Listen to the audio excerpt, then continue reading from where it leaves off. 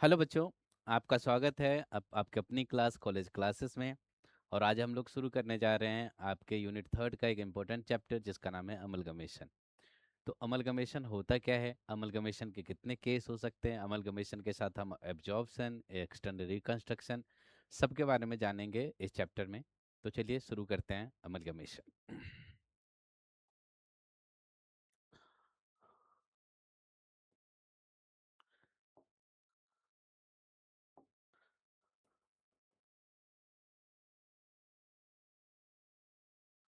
बच्चों, amalgamation, absorption and external reconstruction,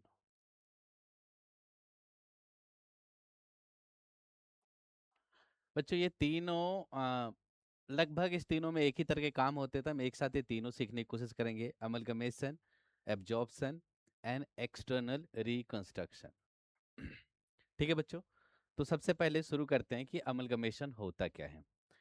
एक simple सा एग्जांपल लेते हैं। एक कंपनी है, सपोज करो एक्स लिमिटेड, और दूसरी कंपनी है वाई लिमिटेड। अब ये x limited and y limited एक ही फील्ड में वर्क कर रहे हैं। कहने का मतलब है दोनों का बिजनेस एक ही है। सब सपोज करो दोनों कार कंपनी है, या दोनों के दोनों कंज्यूमर ड्यूरेबल में काम करते हैं, या दोनों के दोनों सपोज करो कि एक एग्जांपल बच्चा अच्छा सा है। सब समझो ये वोडाफोन है और ये आइडिया है। एक रियल लाइफ एग्जांपल है बच्चों, आप लोगों के सामने हुआ है। तो ये दोनों जैसे वोडाफोन आइडिया है, समझो एक्स वाई दो कंपनी है, और एक्स वाई कंपनी एक ही फील्ड में वर्क कर रहे हैं, है ना। अब इन दोनों के बीच अच्छे खासे कंपटीशन है, और कंपटीशन के साथ साथ इन दोनों को अपने अलग अलग ऑफिस, अलग अलग इसके सेंटर्स, मार्केटिंग, हर तरह के खर्चे डबल हो रहे हैं। अब मार्केट में ये टिक नहीं पा रहे हैं क्योंकि इनके खर्चे बहुत ज़्यादा है, और उस तरह से इनके रेवेन्यू नहीं हो रहा है और ये लॉस में जा रहे हैं। या दोनों ने डिसाइड किया कि क्यों हम कंपटीशन करके दूसरे का फायदा पहुंचा रहे हैं, हम आपस में ही मिल जाते हैं और एक नई कंपनी बना लेते हैं। तो वोडाफोन आइडिया ने जैसे मिलकर वीआई बना लिया, ऐसे समझो एक्स और वाई ने मिलकर एक्स वाई लिमिटेड बना लिया, है ना। अब एक्स और वाई ने मिलकर जो एक्स वाई लिमिटेड बनाया है, बस इसी केस को हम कहते हैं अमलगमेशन, यानी कि मर्जर। दो कंपनी जब मर्ज होके एक कंपनी बन जाती है तो इसी को हम बोलते हैं अमलगमेशन ऑफ कंपनी। ठीक है बच्चों, ये समझना बिल्कुल आसान है। नेक्स्ट हमारे पास है एब्जॉर्प्शन। एब्जॉर्प्शन में भी सिंपल केस समझो, एक कंपनी है, सपोज करो ए लिमिटेड, और दूसरी भी कंपनी है और वो है बी लिमिटेड। अब बी लिमिटेड का काम अच्छा नहीं चल रहा, ए लिमिटेड का काम सही चल रहा है। इस केस में भी हो सकता है दोनों एक ही फील्ड में काम कर रहे हो, और ए लिमिटेड ने बी लिमिटेड बोला कि तू अपने पूरे काम ही मुझे बेच दो। यानी कि ए लिमिटेड ने बी लिमिटेड के पूरे बिजनेस को ही खरीद लिया, परचेज कर लिया, है ना। पूरे बिजनेस को परचेज कर लिया। इस केस में बी लिमिटेड कंपनी बंद हो जाएगी और सिर्फ ए लिमिटेड रह जाएगी मार्केट में। इस केस को हम बोलते हैं एब्जॉर्प्शन, है ना। अमलगमेशन में दोनों कंपनी बंद हो गई, ये भी बंद हो गई, ये भी बंद हो गई, और एक नई कंपनी बन गई। एब्जॉर्प्शन के केस में एक कंपनी बंद हो गई और उसके बिजनेस को दूसरे कंपनी ने परचेज कर लिया और एक कंपनी चल रही है। और एक्सटर्नल रिकंस्ट्रक्शन के केस में क्या होता है बच्चों, एक्सटर्नल रिकंस्ट्रक्शन, इस केस में बच्चों एक कंपनी है, सपोज करो यही लेते हैं x limited. X limited company जब बनी थी उस समय के हिसाब से अब उनका बिजनेस जो है वो ग्रो कर गया है, या कहो कि उनके आर्टिकल ऑफ एसोसिएशन के जो क्लॉजेज वगैरह हैं वो सही से वर्क नहीं कर रहे हैं, परेशानी हो रही बिजनेस को रन करने में। बिजनेस को और ज़्यादा कैपिटल ग्रोथ की ज़रूरत है, या बिजनेस को बहुत सारे मॉडिफिकेशन की ज़रूरत है। अगर छोटे छोटे मॉडिफिकेशन करना होता तो इंटरनल रिकंस्ट्रक्शन में कर लेते, लेकिन अब इस बिजनेस को बहुत सारे चेंज की ज़रूरत है। तो इस बिजनेस ने यहाँ बिजनेस को बंद किया और वाई लिमिटेड के नाम से एक नई कंपनी बना ली। देखो बच्चों, इस केस में ये कंपनी मार्केट में पहले से थी, ये न्यू है, ये थी ही नहीं, है ना। अच्छा, एक चीज और है, वाई लिमिटेड का सब कुछ वही है जो एक्स लिमिटेड का था, मतलब इसके इसके असेट इसके हो गए, इसकी लाइबिलिटी इसकी हो गई, इसी के प्रमोटर इसके प्रमोटर है, इसी के शेयर होल्डर इसके भी शेयर होल्डर हो सकते हैं, है ना। तो सब कुछ सेम है, बस इसने समझो अपना नाम एक्स लिमिटेड से हटा के वाई लिमिटेड कर लिया, है ना। लेकिन अकॉर्डिंग टू पार्टनरशिप एक्ट यहाँ भी ये माना जाए कि एक्स लिमिटेड ने अपना बाइंड अप कर लिया, यानी कि कंपनी बंद हो गई है, और वाई लिमिटेड नई कंपनी बनी है ना। इस केस को हम बोलते हैं एक्सटर्नल रिकंस्ट्रक्शन। तो मैं आशा करता हूँ कि आपको समझ आ गया तीनों मतलब क्या है। अमलगमेशन का मतलब दो कंपनी का मर्जर, यानी कि दो कंपनी आपस में पूरी तरह से मिल गई है और एक नई कंपनी बना ली है। यानी कि इस केस में क्या हुआ, पहले केस में कि एक्स लिमिटेड वाई लिमिटेड दोनों कंपनी बंद हो गई और दोनों ने मिलकर एक नई कंपनी बनाई जिसका नाम है एक्स वाई लिमिटेड। तो इसमें क्या होगा कि हमें एक्स लिमिटेड को डिजॉल्व करना पड़ेगा, यानी कि उसका डिजोल्यूशन बनाएंगे, वाई लिमिटेड का भी डिजोल्यूशन बनाएंगे, और फिर इसको डिजॉल्व करके और इसको भी डिसॉल्व करके, है ना, ये एक नई कंपनी बनाएंगे। तो यहाँ डिजोल्यूशन और दोनों के असेट लाइबिलिटी को परचेज करके एक्स वाई लिमिटेड बना देंगे, है ना। इस केस में क्या होगा कि बी का बी डिजॉल्व होगा, है ना, और बी के सारे असेट लाइबिलिटी ए लिमिटेड परचेज करके यहाँ अकाउंट बना लेंगे, और एक्सटर्नल में एक्स लिमिटेड बंद हो गया था और पूरे इसके वाई लिमिटेड में आ गए। तो बच्चों मैं ये समझता हूँ कि आपने तीनों टर्म तो समझ लिया कि अमलगमेशन क्या होता है, एब्जॉर्प्शन क्या होता है, और एक्सटर्नल रिकंस्ट्रक्शन क्या होता है। तो चलिए आगे बढ़ते हैं। इस केस में हमें करना क्या है। तो बच्चों इस केस में हमें दो तीन चीज़ें हैं जो आपके पेपर के लिए करना है। ऐसे जनरल एंट्री भी करनी होती है, लेकिन आपके पेपर के हिसाब से मेरे मुझे लगता है इंपॉर्टेंट नहीं है, या हो तो मैं बाद में डिस्कशन कर लेंगे। फिलहाल हमें कैलकुलेट करना है परचेज कंसिडरेशन। परचेज कंसिडरेशन निकालने के दो मेथड होते हैं। तो हम हेडिंग बनाते हैं, methods of calculate purchase consideration.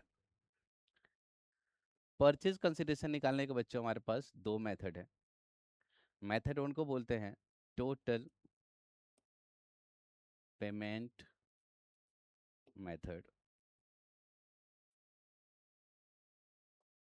और मेथड टू को बोलते हैं नेट असेट या टोटल असेट मेथड।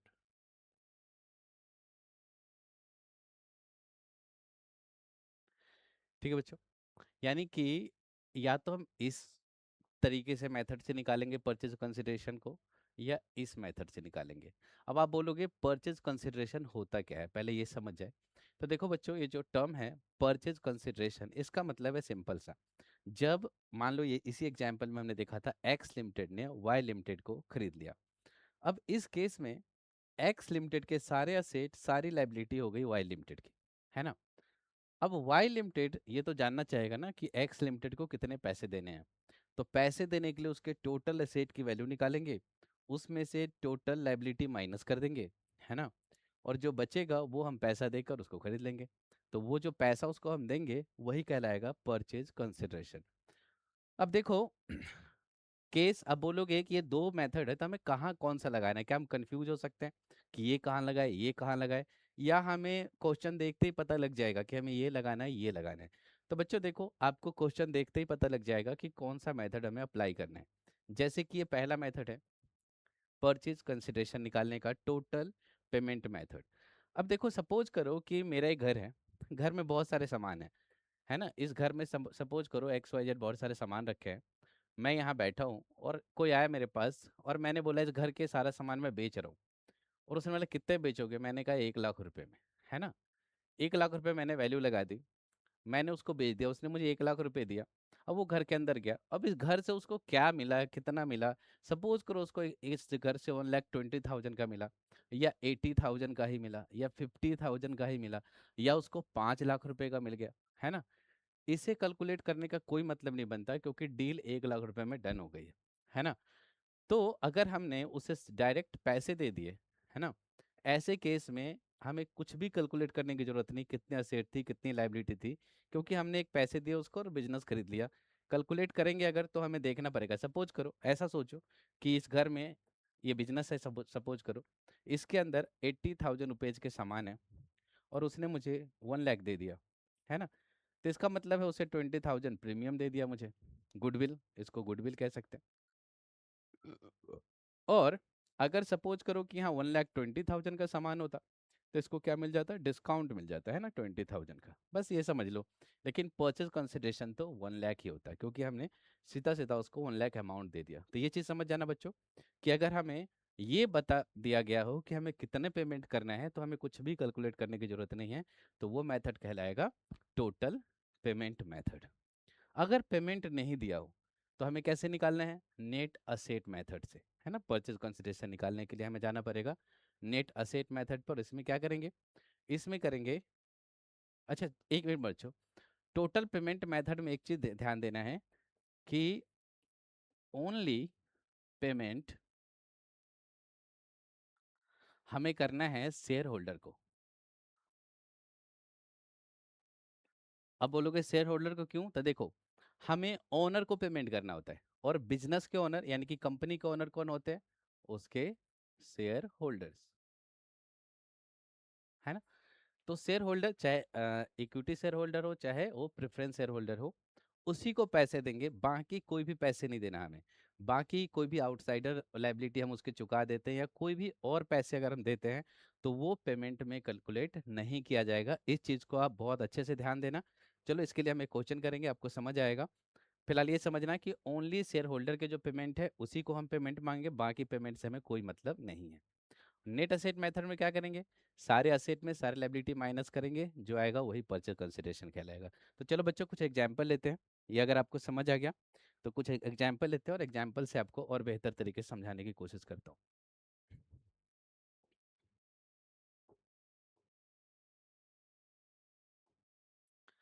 चलो बच्चों मैंने आपके लिए एक क्वेश्चन लिखा था, देखो बिल्कुल सिंपल सा क्वेश्चन है, बस एक बार आप समझ जाना, आपको ये परचेज कंसिडरेशन का जो पेमेंट मेथड है क्लियर हो जाएगा। तो देखो बच्चों, एक कंपनी है ए लिमिटेड,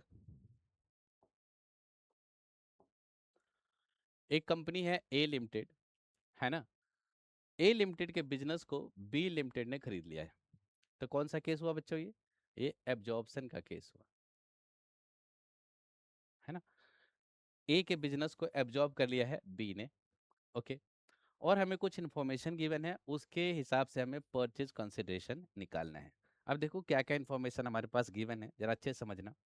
सबसे पहले तो एक पेमेंट है, देखो कह रहा B limited allotted 3 share of 100 each for every 2 shares. देखो 3 शेयर देंगे बी लिमिटेड वाले ए लिमिटेड शेयर होल्डर को जिसके पास 2 शेयर होंगे। अच्छे से समझना, यानी कि सपोज करो मैं ए लिमिटेड का शेयर होल्डर था, अगर मेरे पास 2 शेयर था ए लिमिटेड का, तो बी लिमिटेड में मुझे मिल जाएगा 3 शेयर। ये समझना बस। तो ए लिमिटेड ने क्या, बी लिमिटेड क्या बोला कि ए लिमिटेड के 2 शेयर जिसके पास होंगे, है ना, उसे बी लिमिटेड के 3 शेयर दिए जाएंगे, यानी कि 3:2 के रेशियो में शेयर दिए जाएंगे। कितने पैसे के, तो जो शेयर दिए जाएंगे वो 100 रुपीज के होंगे, है ना। यानी कि बी लिमिटेड के जो नए शेयर है उसकी कीमत है 100 रुपीज पर शेयर, जबकि जो ए लिमिटेड था ना उसके शेयर की कीमत थी 120, है ना। तो इतने तो इक्विटी शेयर हो गए। यानी कि अगर किसी के पास ए लिमिटेड के 120 रुपीज वाले 2 शेयर होंगे तो उन्हें बी लिमिटेड में 100 रुपीज के 3 शेयर दिए जाएंगे, है ना, सिंपल। और पता लगा कि जो ए लिमिटेड है उसके पास 2 तरह के शेयर होल्डर थे, एक तो 20,000 इक्विटी शेयर होल्डर थे और 4,000 प्रेफरेंस शेयर होल्डर थे, है ना। तो ये 2 तरह के शेयर होल्डर, यानी कि ए बी लिमिटेड के पास अब जो ए लिमिटेड के शेयर होल्डर को पैसे देना है वो 24,000, है ना। 20,000 प्लस 4,000 प्रेफरेंस, तो टोटल हो गया 24,000। ये इतने शेयर्स हैं जिन्हें पेमेंट करना है। और क्या बोला, और इन्फॉर्मेशन गिवन है कि बी लिमिटेड ने 15,000 रुपये पे किया है कॉस्ट ऑफ एब्जॉर्प्शन, यानी कि एब्जॉर्प्शन की जो अकाउंटिंग वगैरह हुआ है उसमें 15,000 रुपये खर्चा हुआ है जो बी लिमिटेड ने ही पे किया है। साथ में क्या लिखा है देखो बच्चों, तीसरा कि बी लिमिटेड ऑल्सो पे कितना 1000 डिवेंचर, ये नंबर ऑफ डिवेंचर है, और एक डिवेंचर है 100 रुपए के। जो ए लिमिटेड के डिवेंचर होल्डर थे उन्हें इन्होंने 1 लाख रुपए दे दिए, है ना। तो 1 लाख पेमेंट इन्होंने और किया है बी लिमिटेड ने, किसको, ए लिमिटेड के डिवेंचर होल्डर्स को। ठीक है बच्चों, तो इतना तो आपको समझ आया। ये तीन तरह के पेमेंट हो रहे, एक तो शेयर होल्डर्स को, चाहे इक्विटी हो चाहे प्रेफरेंस हो। दूसरा उन्होंने पे किया है कॉस्ट ऑफ एब्जॉर्प्शन, और तीसरा उन्होंने पे किया है डिवेंचर होल्डर को। ओके बच्चों, हमने क्या पढ़ा था पहले कि ओनली ओनली, है ना, पेमेंट किसका होना है, काउंट, जो कि हमने दिया है शेयर होल्डर को, है ना। तो इसका मतलब ये जो एब्जॉर्प्शन का पेमेंट है, कोई मतलब नहीं रखता, हमें इसे कोई मतलब नहीं है ना, किसने दिया, क्यों दिया, क्यों क्या किया, हमें परचेज कंसिडरेशन निकालते हुए इसका कोई मतलब नहीं रखना। डिवेंचर होल्डर भी मालिक नहीं होते, तो डिवेंचर होल्डर को जो पेमेंट दिया गया है इससे भी हमें कोई मतलब नहीं है। ठीक है बच्चों, समझ आ गया आपको कि ये डिवेंचर होल्डर को दिया हुआ पेमेंट, और कॉस्ट ऑफ एब्जॉर्प्शन जो है वो हमारे परचेज कंसिडरेशन का पार्ट नहीं होगा। क्यों नहीं होगा, क्योंकि हमने पढ़ा कि ओनली पेमेंट जो शेयर होल्डर को मिला है उसी को परचेज कंसिडरेशन में हमें काउंट करना है। तो चलो इसमें हम निकाल लेते हैं। तो परचेज कंसिडरेशन निकालने से पहले बच्चों नंबर ऑफ शेयर निकाल लेते हैं।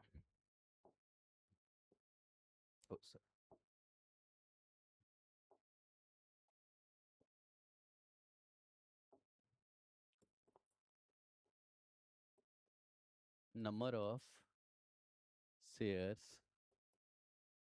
given to the share holders of A limited. कितने शेयर दिए गए हैं, तो देखो बच्चों, सबसे पहले हमें क्या देखना है कि उसके पास कितने शेयर थे। अगर मैं चाहूँ तो दोनों अलग अलग करके भी कैलकुलेट कर सकते, इक्विटी शेयर अलग प्रेफरेंस अलग, लेकिन दोनों के रेट सेम है तो मैं एक साथ कर रहा हूँ। तो देखो, उसके पास है 24,000 शेयर होल्डर्स, है ना। 24,000 शेयर होल्डर्स को 3 शेयर दिए गए हैं फॉर एवरी 2 शेयर्स, है ना बच्चों। तो जितने शेयर दिए गए हैं उसे मल्टीप्लाई कर दो, और जो शेयर उनके पास पहले से था उससे डिवाइड कर दो, सिंपल सा मेथड है ना। ऐसे लॉजिक से भी आप समझ जाओगे, तो मैं इसको काट देता हूँ, तो ये हो गया 12,000, तो यहाँ हो गया 36,000, है ना बच्चों। 36,000 शेयर्स हमने अलॉट किए हैं, है ना। हमने इक्विटी शेयर ही दिया, हमने कोई प्रेफरेंस शेयर नहीं दिया। तो देखो, कितने शेयर दिए, 36,000, सिंपल समझो। अगर 2 शेयर के बदले में 3 शेयर दे रहा हूँ, तो जिसके पास 12 शेयर होगा उसको हम देंगे 18, है ना। तो 24 होगा तो हम देंगे 36, है ना, सिंपल सा। आप ऐसे भी समझ जाओगे कि ज़्यादा होना चाहिए था, आप 3 के बदले 2 देते तो कम हो जाता शेयर, इससे 2 के बदले 3 दे रहे तो ज़्यादा हो गया, है ना। तो हमने कितना शेयर दे दिया, 36,000 शेयर दे दिया, है ना। अगर मैं अमाउंट कैलकुलेट करूँ, ये अमाउंट मत लिखो, इसको लिखो परचेज कंसिडरेशन। तो अगर मैं परचेज कंसिडरेशन काउंट करूँ, तो देखो 36,000 शेयर हमने दिया है, और एक शेयर है 100 रुपीज़ के, इसका मतलब है 36,000, तो हमने उसको 36 लाख रुपए दिया है, और यही हमारा है परचेज कंसिडरेशन, है ना बच्चों। आराम से हमने निकाल लिया। तो ये केस था एब्जॉर्प्शन का, जहां ए लिमिटेड के बिजनेस को बी लिमिटेड ने एब्जॉर्ब कर लिया था, और ए लिमिटेड के जो शेयर होल्डर्स हैं उन्हें इतने पैसे के शेयर दिए गए हैं। ठीक है बच्चों, अब एक और केस में आते हैं, और वो केस है एमलगमेशन का। देखो बच्चों, एमलगमेशन के केस को निकालने के लिए हमारे पास एक एग्जाम्पल है, और इसको अच्छे से समझते हैं और अच्छे से निकालेंगे। सबसे पहले देखो, हमें दोनों के बैलेंस शीट गिवन है ना।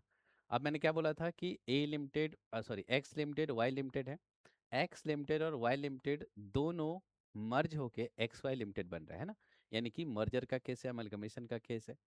तो इस केस में एक्स का बिजनेस भी बंद हो जाएगा, वाई का बिजनेस भी बंद हो जाएगा, और बिजनेस चलेगा किसका, बिजनेस चलेगा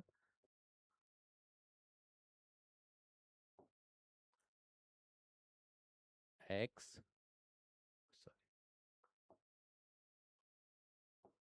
बिजनेस चलेगा एक्स वाई लिमिटेड का, है ना।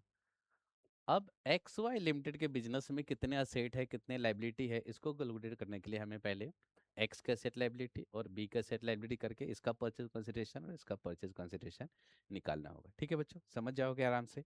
तो चलो करते हैं।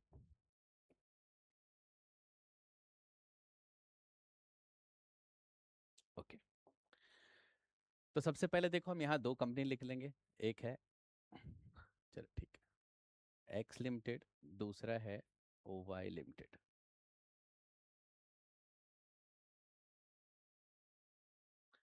और बैलेंस शीट हम वर्टिकल में लेंगे, तो चलो पहले मैं असेट ले लेता हूँ। असेट कितने हैं?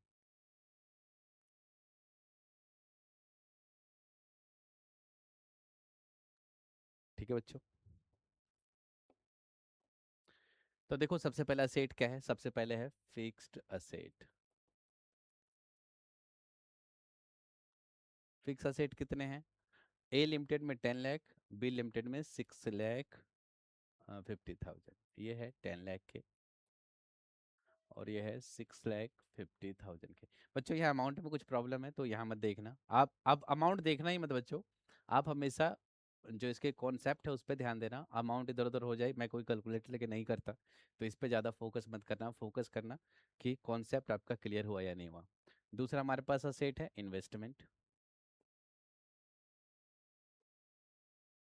इन्वेस्टमेंट बच्चों कितने का है? यहाँ 1 लाख का है और यहाँ 50,000।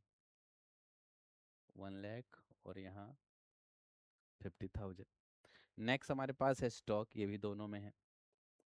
जो एक में हो यहाँ खाली छोड़ के दूसरे में लिख देंगे। ठीक है बच्चों, स्टॉक इसका 2 लाख और इसका 1,20,000 है। 2 लाख और ये 1,20,000। स्टॉक के बाद डेटर है बच्चों। डेटर से यहाँ 150, यहाँ 90। 1,50,000 और यहाँ है 90,000। और हाँ एक चीज़ और रहता है बच्चों, यहाँ हम कैश को भी लेंगे, है ना। नॉर्मली डिसोल्यूशन वगैरह में हम ना कैश को नहीं लेते, यहाँ कैश को भी हमें लेना है क्योंकि बिजनेस ही बंद होकर यहाँ रहे तो सब कुछ आएगा चाहे कैश बैंक क्यों ना हो। तो यहाँ कैश एट बैंक है, कैश एट बैंक, और वो है 50,000 और 50,000, दोनों तरफ 50,000 ही है। तो चलो बच्चों यहाँ टोटल कर लेते हैं। असेट का टोटल है 10, 11, 13, 14, 15, ये हो रहा है 15 लाख। ये कितना हो रहा है? 7, 8, 9, 10, 960, ये हो रहा है 9,60,000 के, है ना। ये हमारा सारा सेट है। फिर हमें क्या निकालना है? लाइबिलिटी निकालना है। लाइबिलिटी देखो बच्चों, अच्छा अब देखो लाइबिलिटी में ना ओनली एक्सटर्नल लाइबिलिटी लेंगे, याद रखना है कि कौन सी लाइबिलिटी लेंगे? एक्सटर्नल। जो इंटरनल लाइबिलिटी है उसे हम कैलकुलेट नहीं करेंगे। इंटरनल कौन सा होता है? जैसे यहाँ देखो हमारे पास गिवन है, हमारे पास गिवन है रिजर्व एंड सरप्लस, ये कंपनी का इंटरनल है, इसको नहीं लेंगे। प्रॉफिट लॉस भी कंपनी का इंटरनल है, इसको भी नहीं लेंगे। शेयर्स ये भी इंटरनल है, इसको भी नहीं लेंगे। तो क्या लेंगे? एक्सटर्नल हमारे पास दो लाइबिलिटी है, क्रेडिटर है और डिवेंचर है ना। डिवेंचर और क्रेडिटर बाहरी का है, उसे पे करना है, तो उस लाइबिलिटी को हम माइनस करेंगे। तो लाइबिलिटी में हमारे पास एक है क्रेडिटर। क्रेडिटर्स देखो यहाँ 1 लाख है, यहाँ 70,000 है, यहाँ है 1 लाख और यहाँ है 70,000। फिर हमारे पास 10% डिवेंचर है, डिवेंचर यहाँ 2 लाख है, वहाँ 150 है, यहाँ 2 लाख के है और यहाँ 1,50,000 के। अगर मैं इसको टोटल करूँ तो ये बच्चे हो जा रहा है 3 लाख। ये सपोज करो ए है और ये हमारा बी है, और ये हो जा रहा है 2,20,000। तो यहाँ परचेज कंसिडरेशन जो हमारा होगा,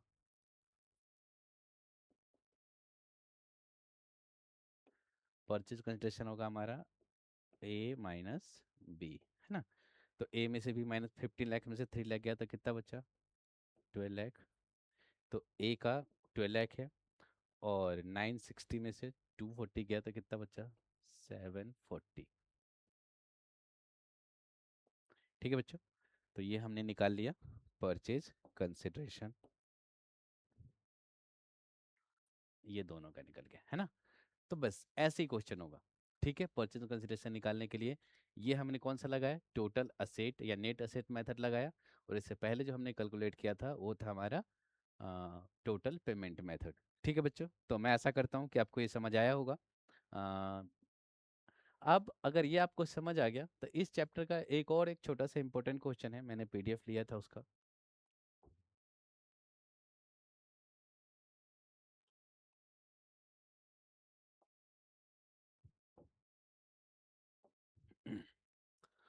यहाँ देखो बच्चों, एक ना आपसे डिफरेंस पूछ लेते कभी कभी थ्योरी में कि इंटरनल और एक्सटर्नल रिकंस्ट्रक्शन में क्या अंतर है, क्या डिफरेंस है between internal and external reconstruction. तो देखो सबसे पहले मीनिंग से शुरू करते हैं। तो मीनिंग में देखो कह रहे हैं internal reconstruction refers to the method of corporate restructuring whether in existing company is not liquidated from one to form a new company. यानी कि सिंपल है, यहाँ लिक्विडेशन नहीं है, यानी कि पुरानी कंपनी बंद नहीं हो रही है ना, इंटरनल चेंज हो रहे थोड़े से। अच्छा, इसके लिए याद रखना गवर्नमेंट परमिशन की ज़रूरत होती है और शेयर होल्डर की परमिशन की भी ज़रूरत होती है। बट ये इंटरनल हम चेंज करके उसी एक्स कंपनी है ना, वो एक्स ही नाम से बिजनेस करती रहेगी, बस इंटरनल थोड़े से रिस्ट्रक्चरिंग हो जाएगा।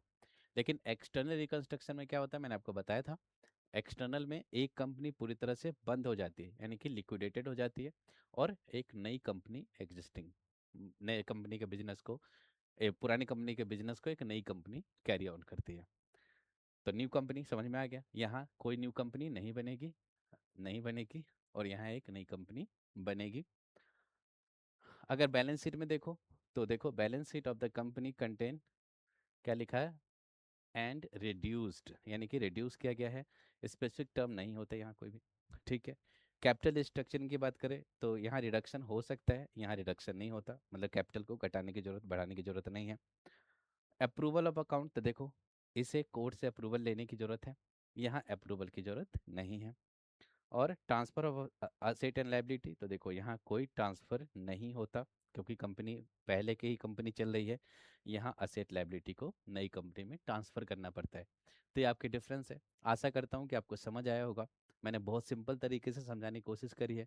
ठीक है, अगर इसके जो जनरल एंट्रीज है अभी मैं नहीं करा रहा हूँ, अभी आप लोगों का ना 15 या 14 को वन शॉट आएगा जिसमें आपके पूरे इंपॉर्टेंट क्वेश्चंस होंगे आपके बुक से, और उस वन शॉट में मैं आपके पूरे सिलेबस को कवर करूंगा। तो कोशिश करूंगा उस समय मैं आपके कुछ जनरल एंट्रीज के बता दूं, ऐसे जनरल एंट्री आप लोग खुद कर लोगे, लिक्विडेशन वगैरह के, जैसे आपने रिवैल्यूएशन रियलाइजेशन अकाउंट की करे थे उसी तरह से ये भी हो जाएगा। तो मैं आशा करता हूँ आपको समझ आएगा। ठीक है बच्चों, तो आज की क्लास हम यहीं ख़त्म करते हैं। आशा करते हैं कि आप लोग हमसे जुड़े रहोगे, चैनल को सब्सक्राइब करना, साथ रहना, ज़्यादा से ज़्यादा शेयर करना। मैं बिल्कुल न्यू हूँ, तो आशा करता हूँ कि आप लोग साथ देंगे ताकि मैं आगे आप लोगों के लिए लाता रहूँ। अगर आपके जूनियर्स हो, छोटे भाई हो, बहन हो, तो उन्हें बताना कि अपनी एक नई सीरीज स्टार्ट होने वाली है जिसमें मैं 11th 12th CA foundation, CMA और सीएस है ना, इनके फाउंडेशन की क्लासेस भी यहाँ फ्री ऑफ कॉस्ट होगी, रेगुलर क्लासेस होगी।